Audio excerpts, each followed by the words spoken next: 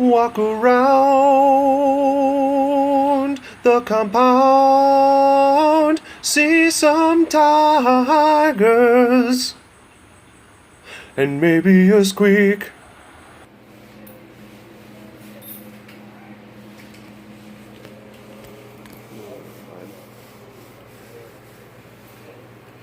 Hey.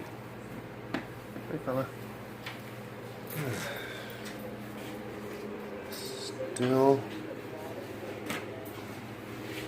Still in here. Still not out of the woods. He's kind of going back to not eating again, and we're gonna have Dr. Bill come back, take a look at him again, and he hasn't pooped yet either. That's another big thing, because he was eating before and still hasn't pooped. So of course we had to, stop feeding him, and we're gonna have Dr. Bill take another look at him,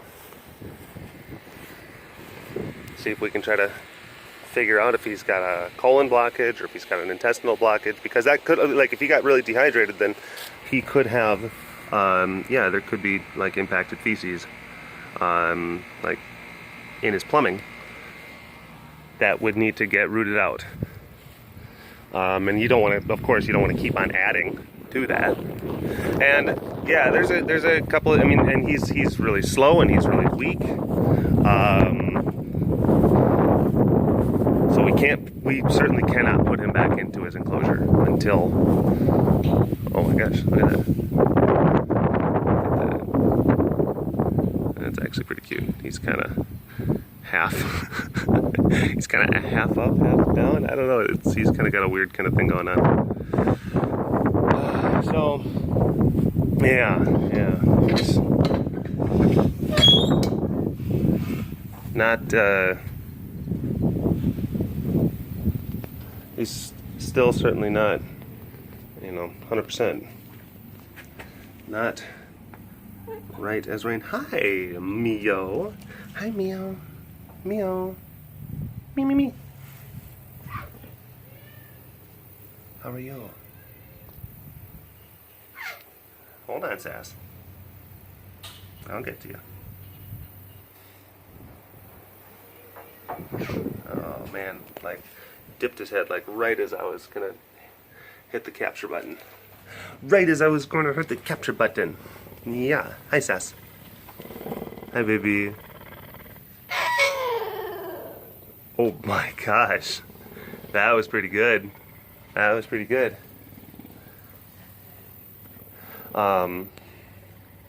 So yeah, we still have, we're monitoring him. We got the baby monitor. We're, putting fiber supplements inside of his water.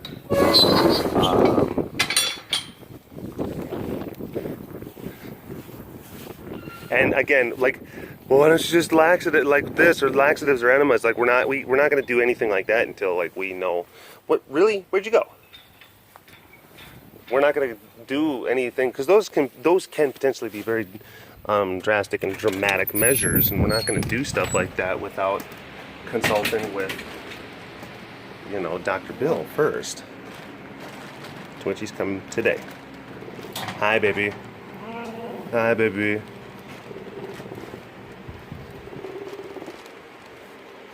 So there's a lot of damned if you do, damned if you don't type of elements that come into play, because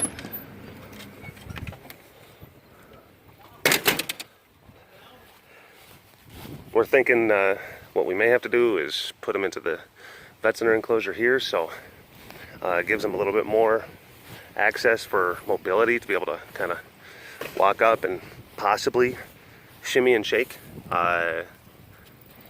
some poops loose, but that might not even be the problem. Like again, we're talking about a couple of different things. Like he doesn't.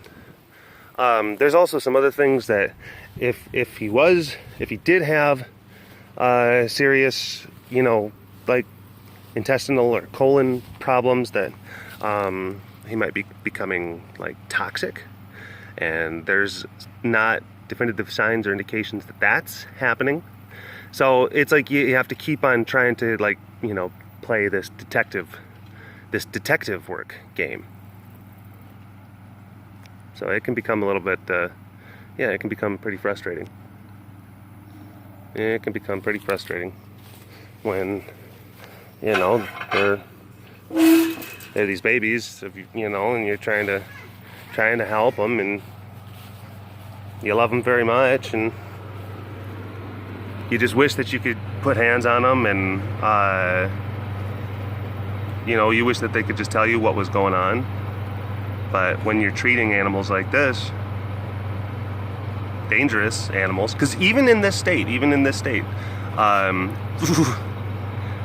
Clyde is, he's potentially tremendously very dangerous. He still has immense jaw pressure. He can still move very quickly.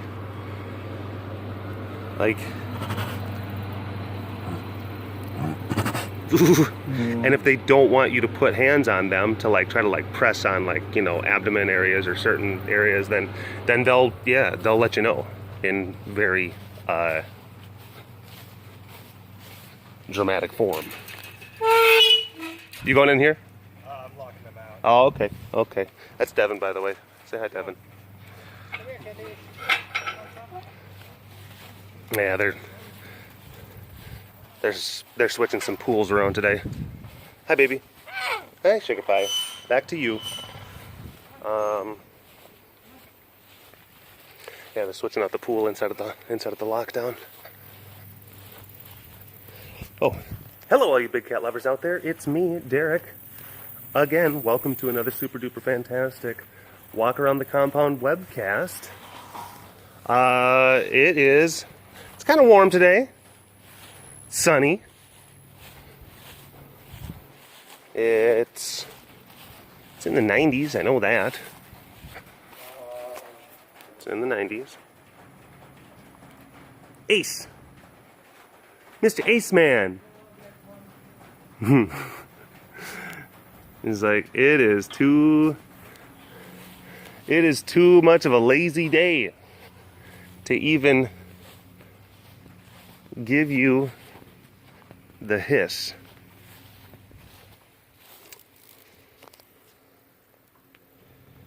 So yeah, I know. Yeah, we were. You know, there were some promising things that we were seeing before. You know, cautious optimism, all that fun stuff. And I mean, of course, we're still hopeful. We're absolutely, you know, still hopeful. We're still going to keep on fighting and trying to get Clyde better.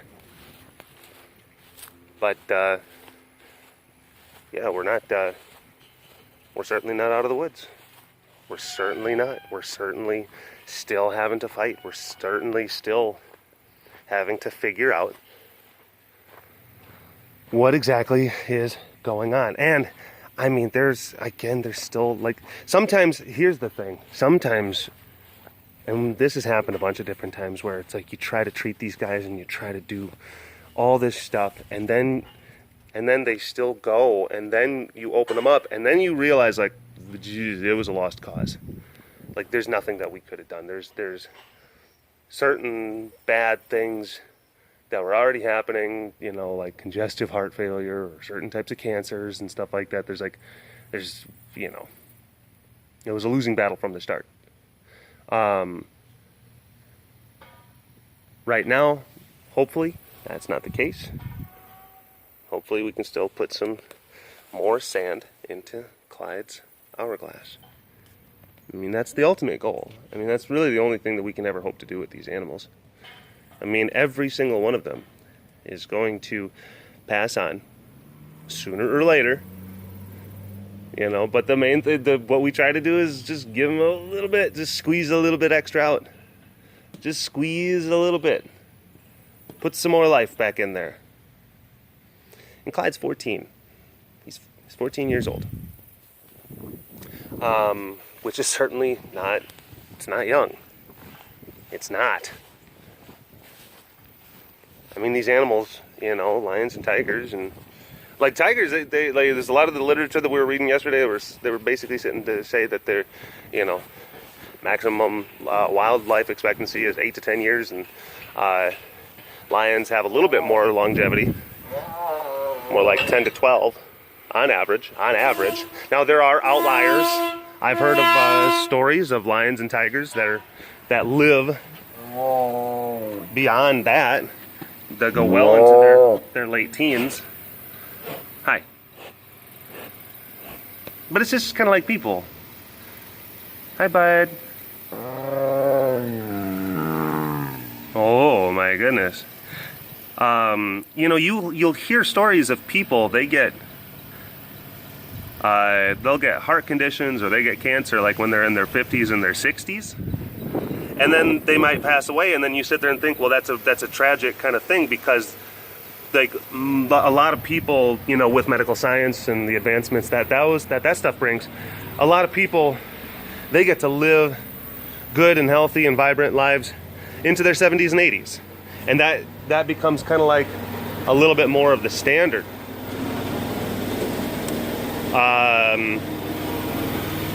But then when you think about it, people, you know, they certainly can get to be in their 50s and their 60s, and they pass on for whatever reason, for a multitude of different ailments. I mean, that's, you know, biologically speaking, we were never designed to live. Actually, I mean, like when you look back into like cave people times, we were biologically never designed to live past our 30s, or like hell, even our 20s. That's why, like, once you get into mid to late 20s, your metabolism starts to give out, and like what you eat actually matters. It starts to make a difference. Like, oh my gosh, I can't have pepperoni Pop-Tart sandwiches anymore. Oh my gosh, really? That stinks. I'm actually gonna start gaining weight based off of the stuff that I eat. That sucks. But it's because our bodies are biologically designed to start breaking down at that time. It's only because in the most recent iterations of our society that we've been able to extend the hourglass. I think that was like average human life expectancy in the late 1800s. I think it was like 48 years old, something like that. That was like a global average human life expectancy. And now it's either in the late 70s or the early 80s. So, yeah. Look, I mean, science, medicine. And this is the thing. I mean, you know, and it's the tragedy of having to, you know, follow this content and, you know, looking at a lot of the different things that everyone around here posts, because the subjects that we are dealing with, they are, most of them, old, advanced. You know, they are in the equivalent of their 50s, 60s, 70s, and 80s. And some even beyond that. 80, like Ace is certainly in, like he's like in his 90s.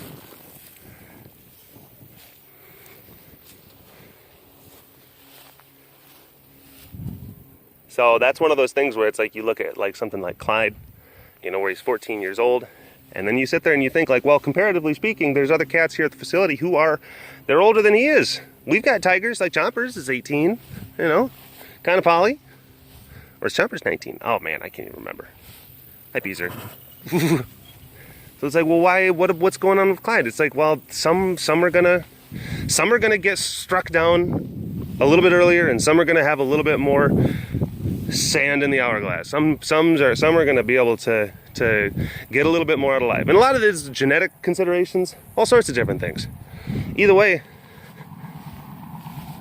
we're still gonna give him the same level of care and attention that we would give anyone else.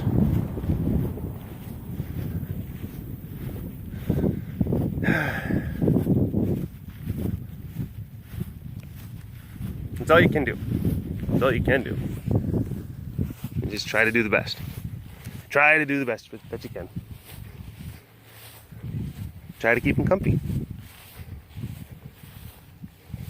So, yeah, it sucks. I don't like to, you know, I always have to have like, ooh, the talks, you know, stuff like that.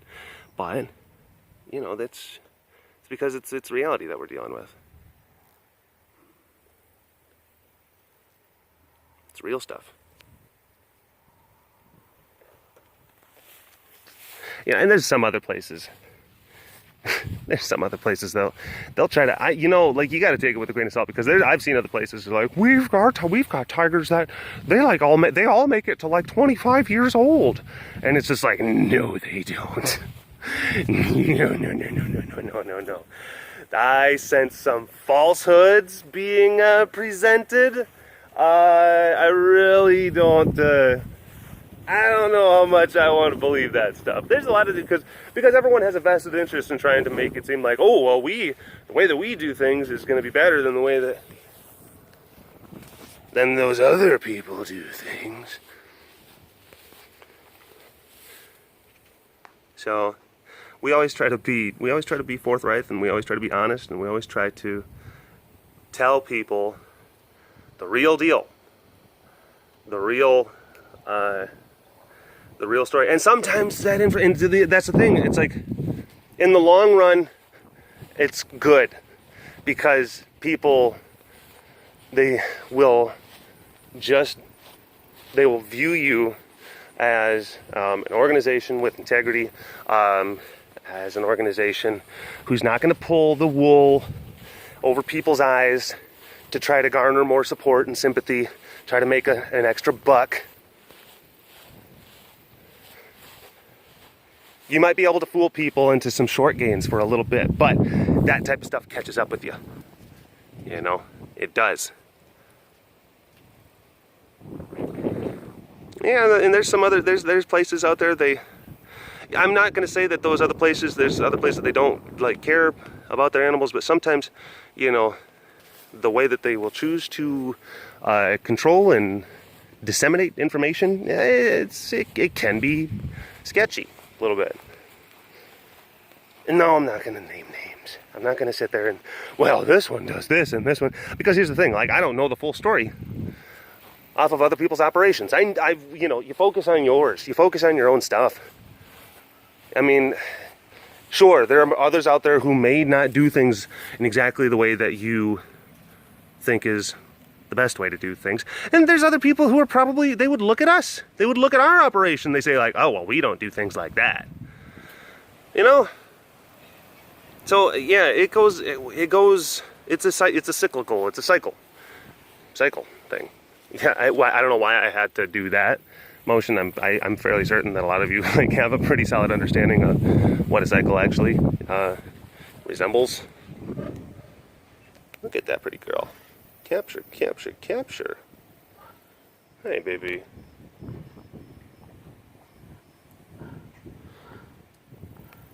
But yeah, Clyde's only 14, and you sit there but it's like you sit there and think, well, I would like to get him to 18, you know, like to get him to 19 and 20, you know, you want to get him, but it's like, oh my gosh, I wish I could we want to get him, because that, you know, it's like the difference that 4 years makes, because it feels right.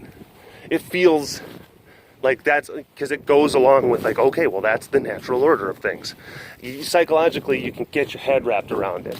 And if anything less, it feels like cosmic forces are cheating you. But, you know, at the end of the day, what makes us any more special than anyone else? I mean, look, there's parents out there who, you know, they have like little kids that get cancer and pass away. You know, they don't even make it to double digits in age. When you are dealing with life, which life is just an amalgamation of trillions upon trillions upon trillions upon trillions of sentient particles and elements who have come together. Well, the particles and elements themselves are not sentient, but they have come together to create sentient beings which live on the ground and in the water. They breathe air. They extract energy from the sun. We're in this ocean of air. Some live in oceans of water. And all of those particles, all of those elements, they interact with each other, and they bubble up and they bubble down, and they swirl and they pulse, and they react. And then the sentient beings react to their surroundings, to each other. And there's so much complexity. There's so much nuanced complexity to everything, to the totality of life. And some of it is going to work itself out according to statistical averages, those particles and how those particles act and how those particles react, the sentient creatures, and then some things are going to be outliers. Some are going to, because that's the other thing. It's like, some are going to be, they're going to make it a lot longer. Case in point, we had a cat named Tabby. She made it to 23 years old. Holy crap. Holy crap. She made it to 23. Astounding. She was a great girl. I loved her. Sweet heart. And then, but that's not the average. It's not. It's only remarkable because it went beyond what the average was. And then on the flip side, you got like Jelani. He was a baby. He was a baby. And then that was a remarkable event because it went against what the averages would dictate.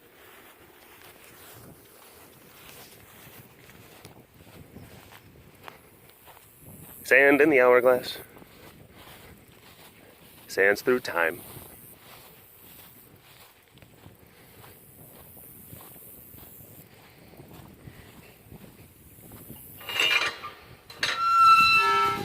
I wonder what happens in 20 years. Because we're making medical advancements at a breakneck pace. Breakneck. I mean, some of the stuff that people are doing with immunology, with nanotechnology. And I've talked about this before, about the exponential growth of information-based technology and how that plays a critical part in the development of technologies. I mean, you think about, stuff like polio, like that ravaged populations for centuries. I mean, it was a scourge. And then we develop some technology. And then people, they don't, besides the cases that are popping up because of the anti-vaccination community, I'm not counting that. But by and large, like, you don't see polio at the same rates that you used to. You don't see the same number of kids in wheelchairs as what used to happen just like a century ago. So, I mean, technology already has the ability, and we've already seen it. It's already been proven that it has massive implications towards the health and well-being of biologic organisms. And what happens in 20 years? When it becomes even more sophisticated. I mean, you see that thing like on the news the other day with that kid. He got a double hand transplant. That was amazing. It's amazing what we're able to do these days. And it's just going to keep on improving. It's just going to keep on becoming more and more. They're using virtual reality to help people walk again, to help people visualize walking. I mean, paraplegics. Implanting chips and implants inside of people's brains. Parkinson's patients.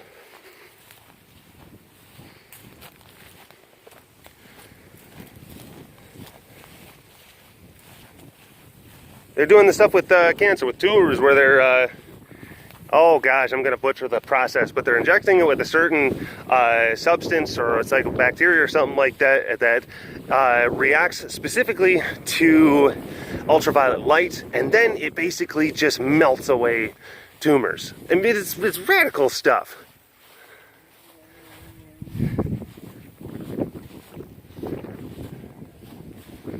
So then you think about all like the scourges that we have now. We have like cancer, we have, you know, we have AIDS, we have these different just horrible and debilitating things.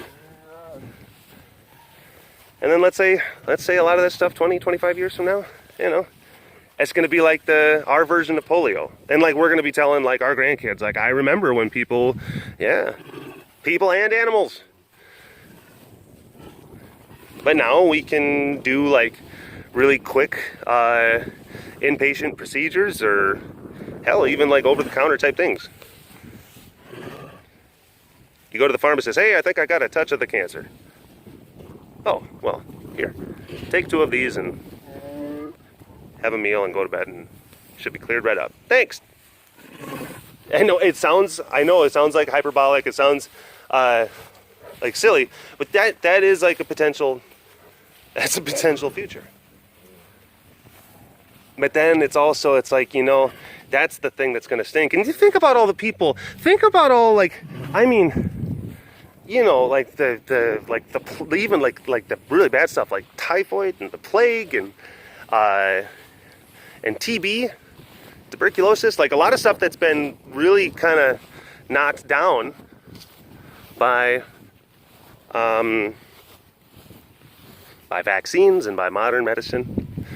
And imagine when those things first got introduced, and then there were parents and brothers and sisters and aunts and uncles, friends, cousins of people who were affected and perished because of these diseases.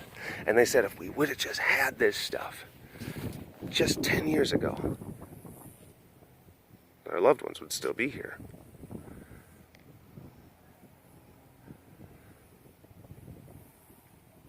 It's it's why the development of these kind of things and the quickness at which we can develop this stuff is so important. So important. People going into science jobs, into STEM fields, engineering, science, technology, engineering, mathematics. Oh, those are the things that are legitimately going to, I believe, save humanity, create a world where we can have a lot more of a symbiotic relationship with the planet. I mean, I've talked about this stuff before, but I will reiterate it. I always believe it. I will. That I am a firm believer in the paradigm shifting, positive roles that science can play within our global society. And people say, well, you know, if you cure all these diseases, then we'll have like overpopulation. I'm like, that's, I don't know. I don't believe that either. Because there's an interesting phenomenon that happens when you have nations that are highly industrialized and have very strong economies. What happens is that their populations were rising, and then they get like really super industrialized and their economies become good, and then all of a sudden they plateau. And then they just maintain, and then they have to like enact like immigration type stuff. It's like Japan is a tremendously advanced nation, and they're for the last like 20, 30 years, they've been experiencing a population crisis. Like their citizens are not making enough babies to replace their aging and dying population. Yeah, but that's something that happens. Like a lot of times you look at birth rates, you're actually looking, the explosive birth rates, you're actually looking at a lot of the stuff that's being generated in third world countries. A lot of times it's because you're talking about lack of education, lack of women's health care, lack of knowledge and access to contraceptions. And also it's like biologically people, they're playing like the law of averages. Again, we talk about averages. If I have 10 kids, there's a good chance that at least a handful of them will survive to adulthood and then pass on my genetic lineage. I mean, that is the, and it's not that people are making that conscious choice. That's just, that becomes like the thing that gets more or less biologically ingrained in you. Again, it's why the advancements of the technology is really, really important. Talk about three-dimensional vertical farming that is done via robotics,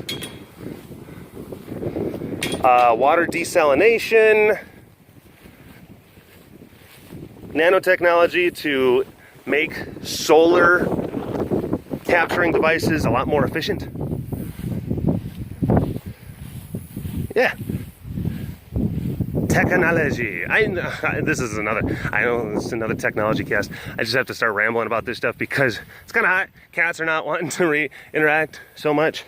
And it's just, you know, you think about the things, how it's just like you feel more helpless. I mean, we're trying to do what we can for Clyde, and we're still very hopeful that we're going to get him better.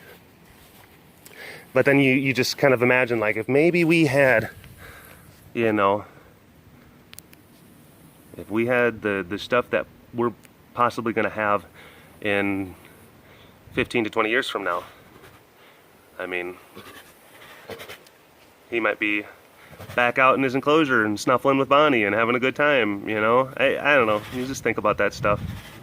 I guess it just became like a good jumping off point, a good platform.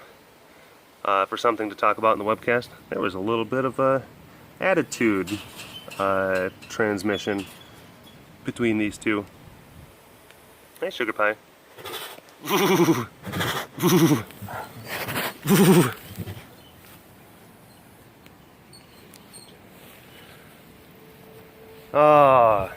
Oh, really exciting thing. Finally. Dotting all the I's and crossing all the T's for the Pride Strong week-long data analysis. And it was a big, exhaustive thing that our project managers and infographic individuals, Jeff and Melanie, were doing. But you're gonna see that, and I think that a lot of you are gonna be like, "Holy crap! Like this is beyond anything that I was envisioning for what the Pride Strong week-long." What that data was going to look like, but I'm telling you, Jeff and Melanie did a fan getting all of everyone's volunteer information assembled, and they did quantitative and qualitative analysis on the information, and it's going to be really, really cool. And the success of this first thing is going to be super important towards people's willingness and want to participate in the future ones, which there are gonna be future ones, and it's, you know, we're just gonna keep on plugging away at this stuff. But it's super exciting, and you're gonna be seeing that like really, really quick, hopefully within the next few days. So we'll keep you posted on that, and also on any new developments with Clyde. Think about them, you know, thoughts and prayers, all that fun stuff, and we'll talk to you later. Okay? All right. Bye bye.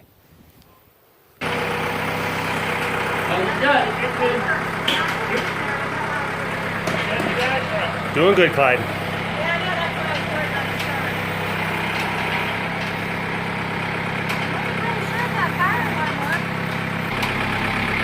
There we go, Clyde. What's this all about, huh? This is different. We'll try to give you a little bit more fresh air, bud.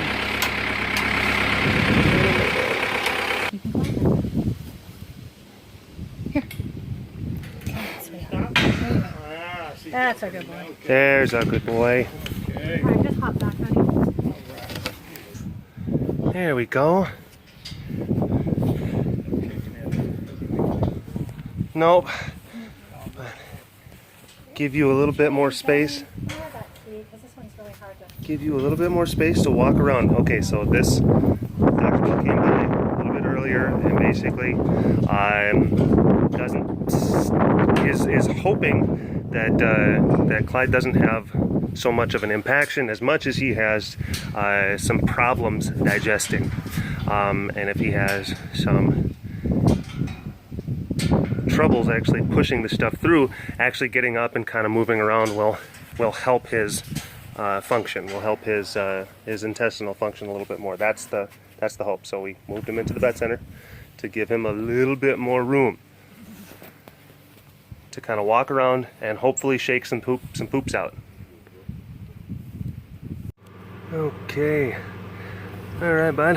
Got Mr. Clyde Man moved. We got the porta-cool set up, and Devin is the morale squad, snuffling at Mr. Man, and hopefully he's gonna be pooping all over the place in no time. All right, thanks for watching. All right, bye-bye.